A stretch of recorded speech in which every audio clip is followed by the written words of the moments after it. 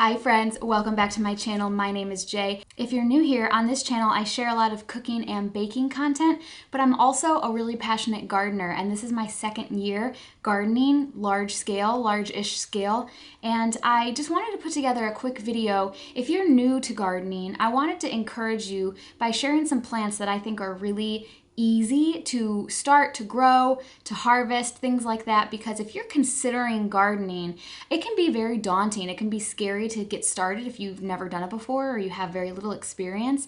So I thought I would share with you some plants that I think would be a great place to start. Bear in mind that I don't know what your situation is. I don't know how much space you have. I don't know what your budget is. I don't know any of that. I'm just trying to give you kind of a general starting point, something to consider. Also, I need you to remember that it's very important that you grow what you'll eat. Try and think of what you're purchasing from the grocery store, what items you know you like. Not that you can't branch out, because you certainly can. But if there's something, for example, I don't like eggplant. I've tried it, I've had it prepared what I assume would be considered very well, and it's not for me. I don't like the texture, I don't like the taste, and so I'm not gonna grow it unless, you know, my husband really loved it or something. So keep that in mind. If you don't really like tomatoes or tomato products, then maybe growing tomatoes isn't for you. Grow what you'll eat. Taking those two things out of the equation, I'm not going to talk really any further about that. Just wanted you to consider those things.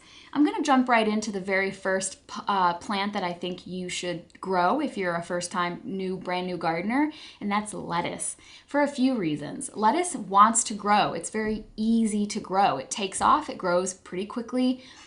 You can succession sow it very easily, which means you can start seeds a week, 2 weeks apart and continue to start them until you get into the heat of summer where lettuce doesn't grow very well. And you can have an entire spring of fresh lettuce in your garden. I like it because it's available at most nurseries and big box stores. You can buy already started lettuce fairly easily. It's easy to find. So if you don't want to start it from seed, that would be another good reason that it's good for a beginner gardener. Another reason is because it's so incredibly cost effective and will save you so much money. If you are somebody who's buying lettuce or spinach for that matter from the grocery store, you're buying those big packs, they're very expensive, especially if you're buying the organic ones. And if you're growing that yourself, the savings in the long run is going to end up being quite significant compared to what you spend to get started, especially if you're growing it from seed. But even if you're buying starts, it'll end up working out that you are in the positive at the end. So I think lettuce and spinach is a great place for a beginner gardener to start if you're wanting to garden for food. Next, I think sugar snap peas and green beans are another great place to start for beginner gardeners because they're so easy to grow. These ones you can't often find started in nurseries or big box stores because they grow so rapidly, and they're often climbing or vining. You can also buy those bush types as well. And if you were to find any at a nursery or a box store, I would imagine it would be the bush type because the other kind would be so hard to display and store. But if you were to buy just a $2 packet of green bean seeds, the return on that investment is just out of this world. I had buckets and buckets of green beans last year from, I think I planted 7 seeds in the ground from a $2.50 packet, and I still have an abundance of green beans in my freezer, and the same can be said for sugar snap peas. Sugar snap peas like it a little cooler, and they will kind of peter off once it gets into the heat of summer. Green beans prefer it a little warmer. I grew mine successfully all summer last year. And then you can sow a second sowing of sugar snap peas in the fall to again have those to eat in the fall time. They're wonderful for beginner gardeners. The only thing that could make it a little difficult is if you're limited on space. If all you have is an apartment, balcony, or a sunny window somewhere, it can still be done. You can plant those in pots, no problem. And you would just have to either have something for it to grow up, or you could do the bush type. Either way, it's still doable if you have a small amount of space, but it's good for beginner gardeners again because they're just so easy. And again, the return investment compared to what you would purchase these things for in the store, it's a no-brainer. You'd save so much money and you'd have delicious homegrown fresh veggies to consume for yourself and your family. Next, I wanted to include a root vegetable. Radishes are very easy to grow and they grow very quickly. There are some varieties where they're ready to harvest within 35 days of putting a seed in the ground. They're rapid growing, they're so good for you, they don't take up a lot of space, and they're easy. And again, you're saving money by putting in just a small upfront investment, a pot with some soil and some seeds, versus what you would buy those for at the store if you're eating those regularly and purchasing those regularly. And you can have those at home. They're easy and they're very fast. So I think that for a root vegetable, radishes would be a great place to start if radishes are something that you like to eat. I wanted to throw a flower option in there. I'm really trying to focus more on food because that's what I'm so passionate about helping people do, is grow food for themselves and their family so that you are not having to rely on the grocery stores to provide all of your food. But I wanted to throw a flower option out there, and for that, it's sunflowers. Sunflowers you need space for. And I'm sure that there are dwarf varieties that I'm sure would do great in pots.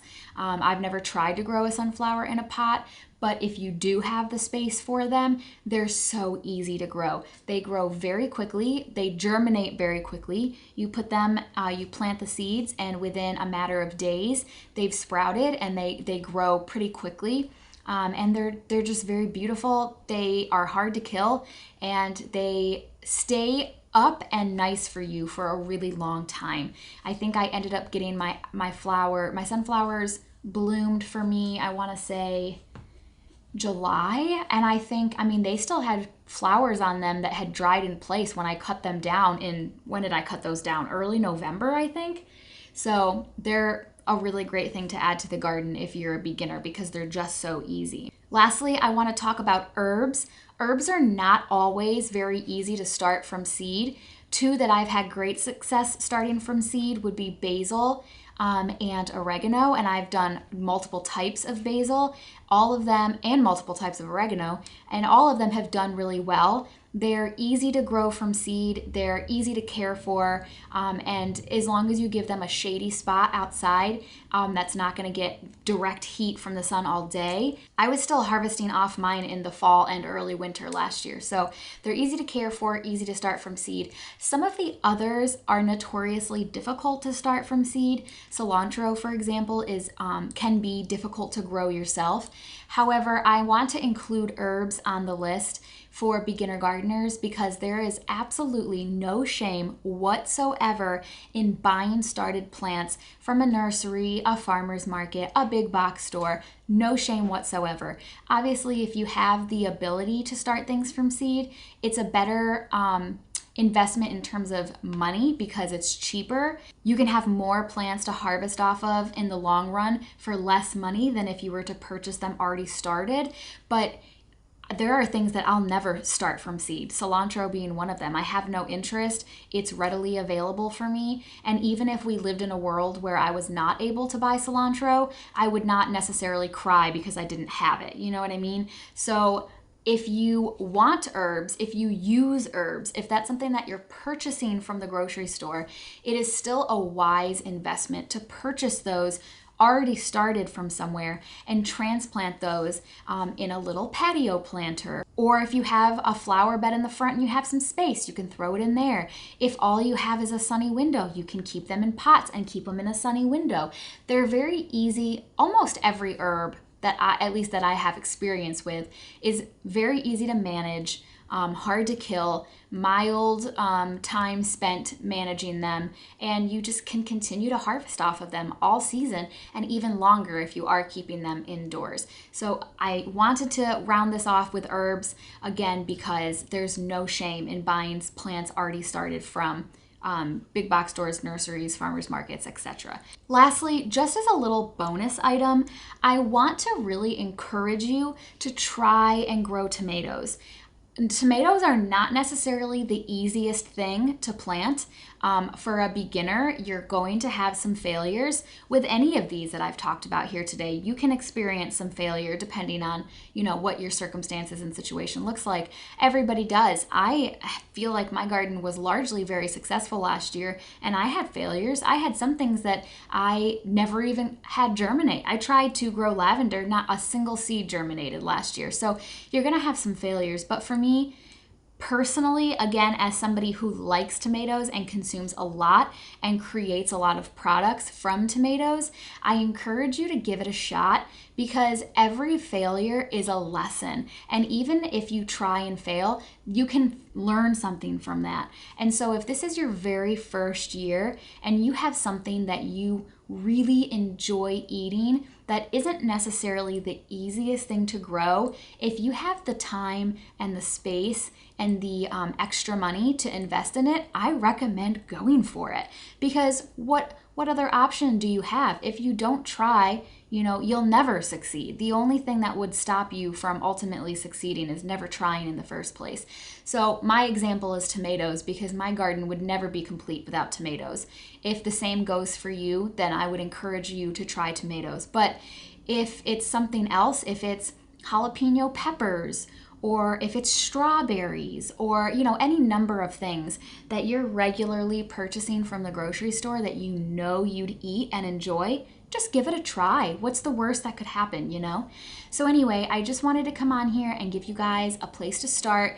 And if you're watching this and you truly are a beginner gardener, you're thinking about starting, you've never done it before, you're seeing the grocery store prices and the empty shelves, and you're like, I think I want to kind of bring some of this into the home and produce it here at home, please let me encourage you to give it a try because there's no harm in trying. And in many cases, the startup cost is so low that even if it's a total bust, you're really not out a significant amount of money. If you purchase some pots, a couple bags of soil, and some seeds, you're in it maybe max $50, So I really encourage you to give it a try because there's nothing more rewarding than feeding yourself or your family something that you grew and you cared for and you harvested and prepared. It's incredibly, incredibly rewarding. So please leave a comment down below if you have any plants that you would add to this list, if you have anything that you think is just super easy for the beginner gardener to take a stab at. If you're a beginner gardener or you want to get started this year, let me know if you have any questions or if there's any other way that I can encourage you to get started. I'd love to chat with you about it down below in the comments. Thank you so much for listening, and I can't wait to see you guys in my next video. Be blessed, my friends. Bye.